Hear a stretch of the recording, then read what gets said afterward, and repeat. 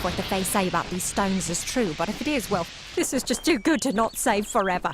Lystrom was out of town when Artol was visiting. Now, Lystrom doesn't know Artol, and Artol is older and strange. She could be mistaken for a Fate Weaver. So, when Lystrom came back to town, here was Artol the Oracular. I said to Lystrom, I hear her readings are amazing. You should go. My, you should have seen it. A rooster, she said, changed into a man, and the man will become true. He will provide for you, and he will make you laugh, and he will make your life exciting and easier. But, and this is something you can never forget, he must never eat chicken. And once in a while, he will need to peck at things on the ground, and every morning at the break of dawn, you'll hear a loud cry from him.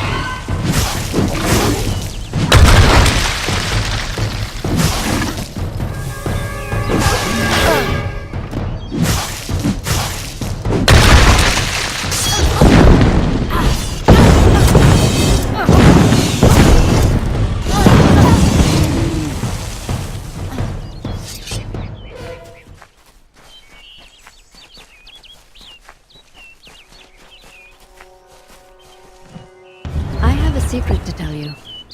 I am not sad. When I was a girl, tie your hands and create a pattern. My father said this is why when an old person dies, her partner is never far behind. But I do not feel that way. I feel free.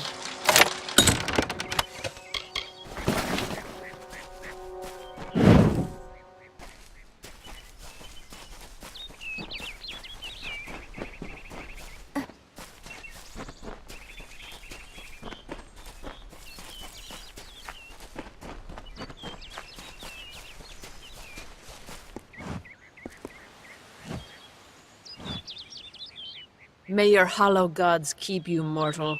I am called Airy. Your face is new to me. You're different from those in Gorhart. They amuse me, and I strive to learn all I can from them. Have you come to ask about the Tuatha?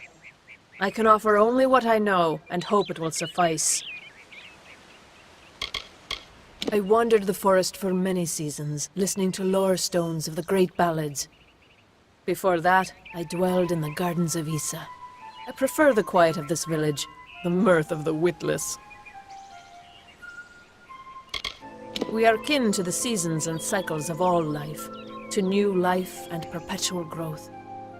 Mortals may view the warmth of the petals and smell the beauty of a newborn bud, but only Fae know the strength of the roots beneath the surface. Faeland? Yes, I've heard these words before, but do not understand their meaning. There are only Fae, and there is only land. I do find all main sentiments so charming. I cannot reveal much. The gardens are the jewel of the summer court, a wonder beheld by few mortals. It is located far east of here in a wood so thick it would devour all but those who knew its secrets. Do not pursue such mysteries, mortal. They are not for you. I adore every sad soul in the village, even stubborn Herc with his tender heart, and drunken old Arnik. The widow fascinates me. She has no idea that her lover is dead. I watch them from my perch, hoping to learn the meaning behind their pursuits and passions. If I could, I would grant each of them an eternity. Alas, I cannot. They contain memories, great moments, ideas, songs and inspirations. The Fae do not record their words in ink or on paper. Ink fades, paper crumbles. Lore stones mark where our kind has made a lasting impression, where the seasons slowed to take note of glory on a grand scale. I find them so interesting, from their vestments to their odd habits and demeanors. Just yesterday I saw a monk from the Almain mission sneaking through the underbrush. Strange creatures you are. Strange, but glorious. I feel them near, flitting through the western woods like shafts of shadow in the sunlight. What could have brought them here, I wonder? The Tuatha do not trouble themselves with easy prey. If they prowl these woods, it is for worthy quarry. Yes, I witnessed this crime, although I did not recognize the one who perpetrated it. It is often difficult to distinguish one mortal from another. The victim was Illuvia, but I knew her only by name. You must be hoping that I can offer advice, but I cannot. If she is meant for the Great Cycle, then so be it. However, I would be quite interested to find out whether one of my kind would benefit from one of your mortal remedies. I've always wondered. It will need to be powerful. Your delicate forms are far more sensitive than ours. In fact, it's astounding that you survive as long as you do. Perhaps your mortal apothecary can provide one. You can always create the potion yourself if you possess the skill. All of us are at the mercy of the changing seasons, mortal and Fae alike. If it is one's time to pass into the Great Cycle, then we must not protest. The passing is keeping with autumn, and is as natural as the eventual rebirth. Farewell.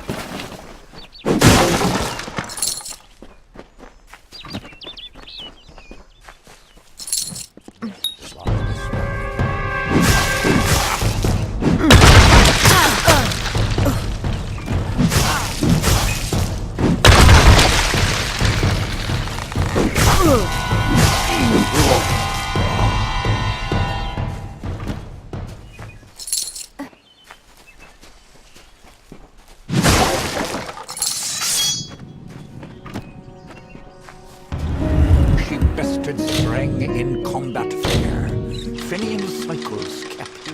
The exploits of this maiden's role a burdensome melody told. She lived among the mortal lands and bargained with their kind. Throughout the town they stood in fear of the brilliant fighter near.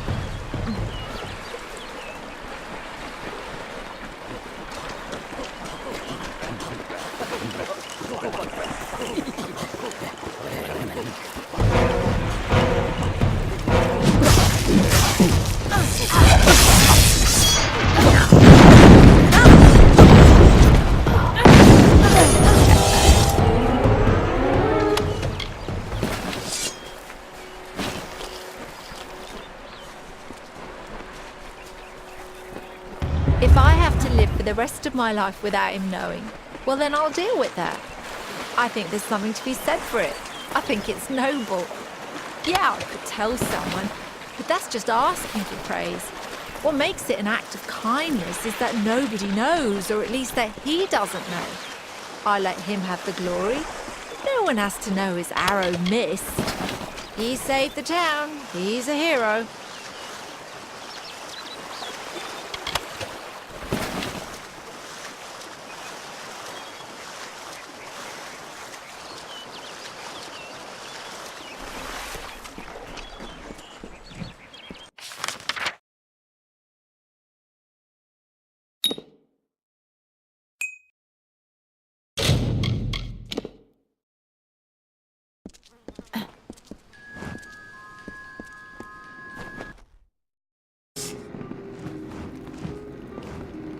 Time is of the essence. That's never been more true. Do you really think I'm able to part with anything, much less one of my finest mixtures? This is a place of research. There is no charity. I'm sure I have a vial somewhere in this cottage, but I do not have the time to search for it. I'm sorry.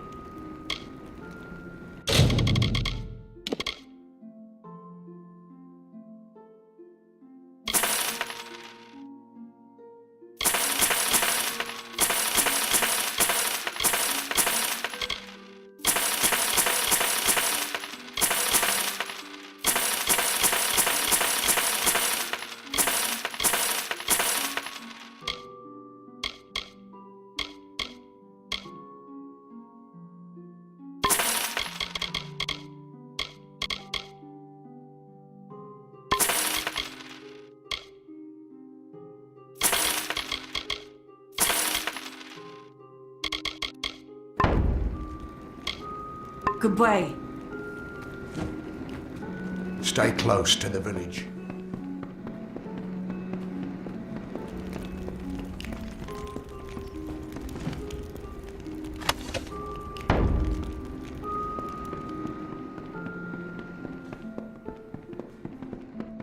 Nice to see you.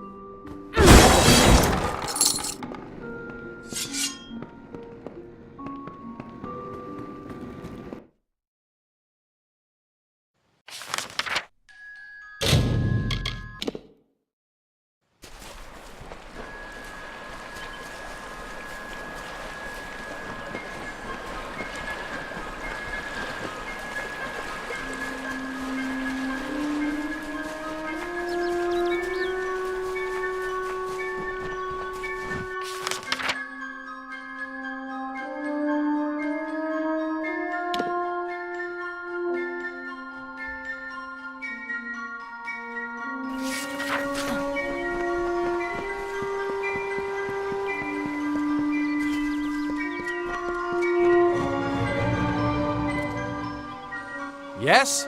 What could a mortal vagabond need with Casmaran the Eternal, messenger of the Fey folk? Speak! My time may be of the ages, but it is still precious. I'm new to the Feylands. Until I joined the mission, I'd never even left my home village. That's why I volunteered. I wanted to see the world. I want to visit the gardens of Issa, to meet gnomes and Alfar, to live. The Order of Mitharu was a good way to leave home, but I want so much more. It sounds rather silly, doesn't it? I had a feeling it would. I need a mage name for when I become all-powerful, for when my magic is so great that no one will dare dispute me. What about Abner the Visionary, or Malik the Nefarious, Lord Zaltanus? No? And those were the good ones. Mortal races have no lasting grasp on this world, and in time the fair ones shall be our masters, beautiful and mighty. Legend tells of the great Fey city hidden beneath the canopies of Dalantarth. I've never met anyone who's been there, but I'm sure it's real. Yes, I'm quite sure. Not a doubt in my mind. Father Dimwell and the others are fools, and their silly mission will wither and crumble. Finna and Arbos have glimpsed it with their ever-seeing eyes. They believe I have the potential to succeed where all others have failed, including them. You see, they can't obtain what they desire, so they need someone more powerful to do it.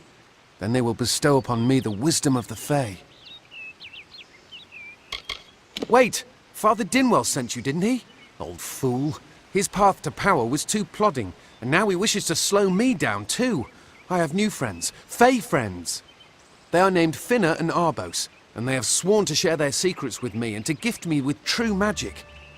In exchange, they want an ancient treasure buried in the caverns of Waterhall Down. I'll retrieve it, eventually, as soon as I, feel like it. They are Fae twins, and they are beautiful, magical creatures. They've promised to teach me magic, to help me see the world as it really is. All they require of me is to fetch for them this relic. It's quite a bargain, believe me. Fine, if you want to be so noble, but don't expect any of the treasure. This is my key into a powerful new future, a future full of magic and wonders. Let's go. It is called the Selkie Veil, and it's said to possess the power to transform its wearer into any form he wishes. Finna says it belongs to the Fae, but was stolen. It is in the caves of Waterhall Down, a refuge for the wild Fae. Bye then.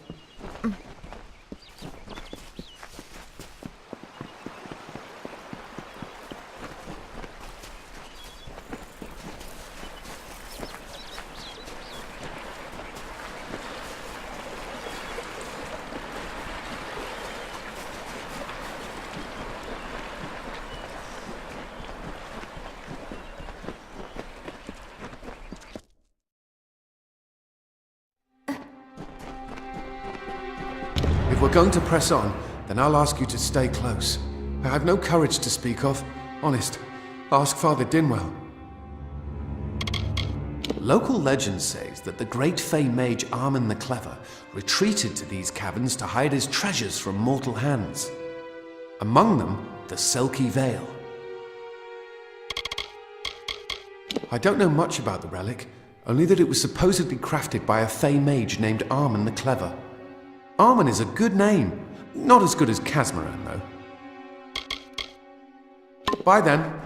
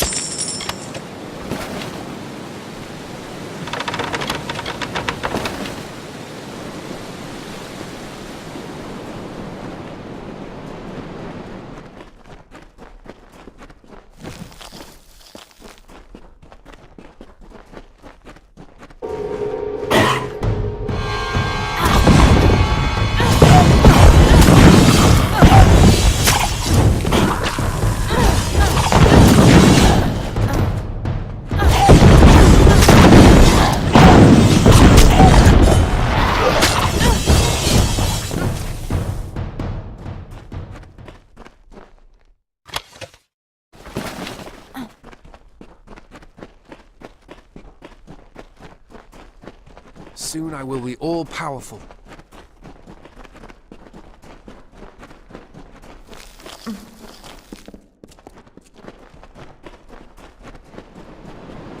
Glad I brought my sword.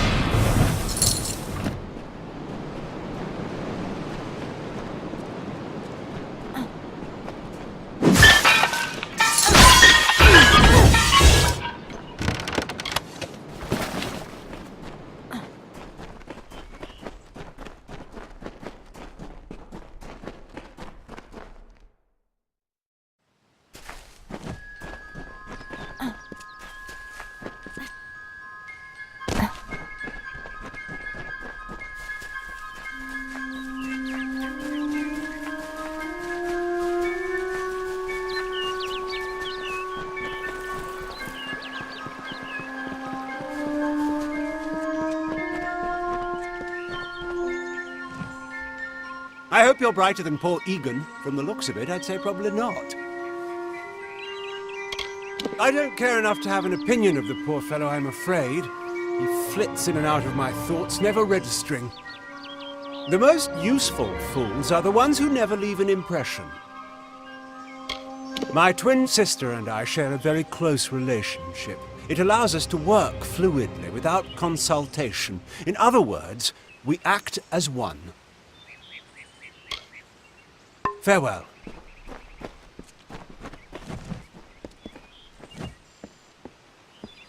What is this? Our little Egan has made a friend? I have a feeling this is going to be a problem. A charming boy, but simple. My brother and I do prefer them